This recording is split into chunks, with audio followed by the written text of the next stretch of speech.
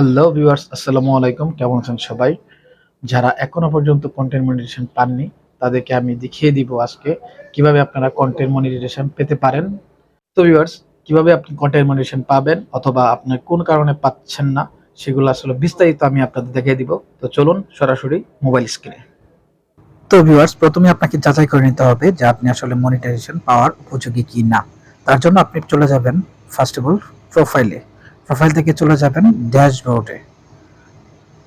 তো ভিউয়ার্স, ড্যাশবোর্ডে যাওয়ার পর আপনি যেটা করবেন তা হচ্ছে আপনি মনিটাইজেশন অপশনে চলে যাবেন।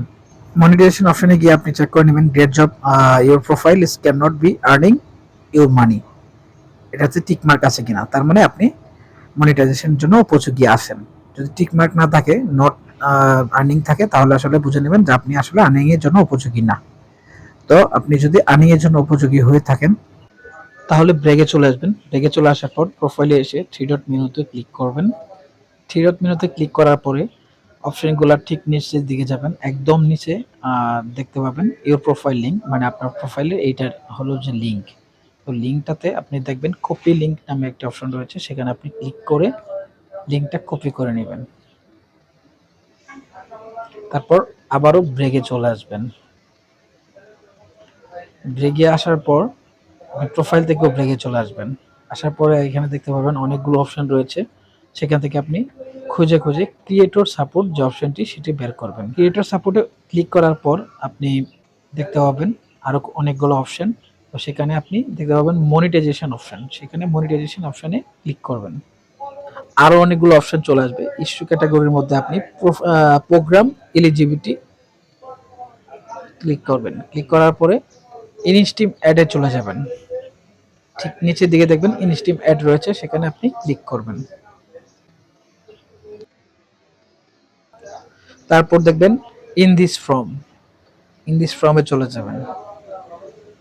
ইন দিস ফর্মে চলে আসার পরে আপনি তিনটা অপশন দেখতে পাবেন। এক জায়গায় ইমেল অ্যাড্রেস চাবে, আর দ্বিতীয় হলো প্রোফাইল অ্যাকাউন্ট ইউআরএল, আপনি যে প্রোফাইলে যে লিঙ্কটা আপনি কপি করেছেন এখানে পেস্ট করে দিবেন, আর উপরে যে জিমেল অ্যাড্রেস এখানে আপনার পার্সোনাল জিমেলটা দিয়ে দিবেন। এখানে আপনাকে জানিয়ে দেওয়া হবে যে আপনি আসলে মনিটেশন পাবেন কি পাবেন না, অথবা পেয়ে গেলে সেটা আপনাকে জানিয়ে দেওয়া হবে।